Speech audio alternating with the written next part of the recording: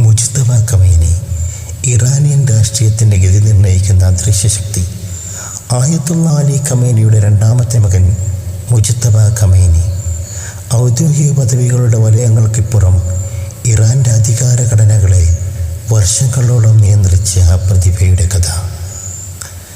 1969 മഷ്ഹദിൽ പിറന്ന മുജ്തബ ഖോമിലെ മതകേന്ദ്രങ്ങളിൽ ഇസ്ലാമിക നിയമശാസ്ത്രത്തിൻ്റെ കൊടുമുടി കയറി. തീവ്ര യാഥാസ്ഥിതികനായ ആയത്തുള്ള മിസ്ബാഹ് യസ്തിയുടെ കീഴിൽ നടത്തിയ പഠനം അദ്ദേഹത്തിൻ്റെ രാഷ്ട്രീയ കാഴ്ചപ്പാടുകളുടെ അടിത്തറ പാകി.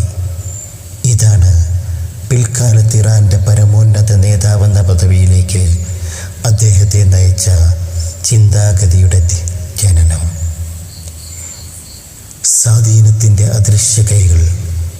ഒരു ഭരണാധികാരികളുടെയും തിളക്കമില്ലാതെ എന്നാൽ എല്ലാ തീരുമാനങ്ങളെയും നിയന്ത്രിക്കുന്ന നിഴലായി അദ്ദേഹം മാറി.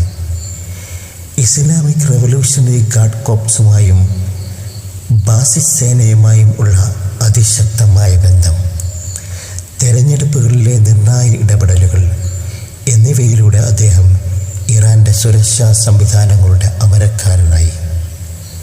പരമാധികാരത്തിലേക്ക്.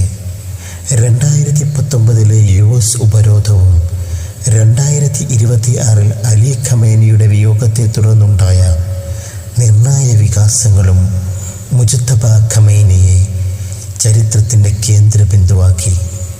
അസംബ്ലി ഓഫ് എക്സ്പേർട്സ് അദ്ദേഹത്തെ ഇറാൻ്റെ മൂന്നാമത്തെ പരമോന്നത നേതാവായി തിരഞ്ഞെടുക്കപ്പെട്ടതോടെ 4 പതിറ്റാണ്ട് നീണ്ട നിഴൽയുദ്ധത്തിനൊടുവിൽ അദ്ദേഹം പരമാധികാരത്തിൻ്റെ സൂര്യനായി ഉയർന്നു. ഇത്